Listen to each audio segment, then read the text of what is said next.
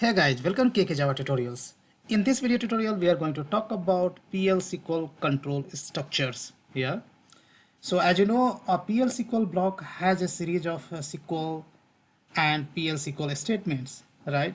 The execution will start from the first statement and will sequentially continue to the last statement, right? This way of execution is not compulsory, right? In certain situations, you'd like to control the flow of executions of statements. You might want to execute the set of a statement conditionally, right? Second, you might want to execute set of a statement repetitively, right?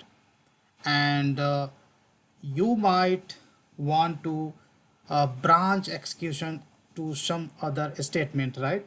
So these are the scenario basically you wanted to execute a PL/SQL block, right? So PL/SQL has a variety of control structures that allow you to control the behavior of the block as it runs. These control structures include like conditional, iterative, and sequential control structure, right? Control structures are also called the programming constructs. So let's see how many types of control structures are exist in PL/SQL, right? So let's go through the one by one. So first control structure is called conditional constructs, right?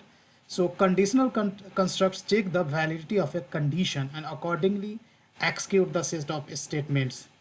The conditional constructs supported by PL/SQL are like if, then else, etc. Right? We will see in the next video with a practical example. Now, second control structure is called case expression. Case expression is used to control the branching logic within the PL/SQL block, right? Now, next type of control structure is called iterative constructs. Iterative constructs are used to execute set of statements repetitively. The iterative constructs supported by PL/SQLs are as follows: loop, while loop, and for loop. Yeah. Now, last but not the least, we have a sequential constructs. Sequential constructs transfer the control to some other statements unconditionally. The sequential constructs supported by PL/SQL are goto, sometimes it pronounced as goto, and null. So guys, just in this video tutorial, we have seen what is PL/SQL control structures and type of PL/SQL control structures, right?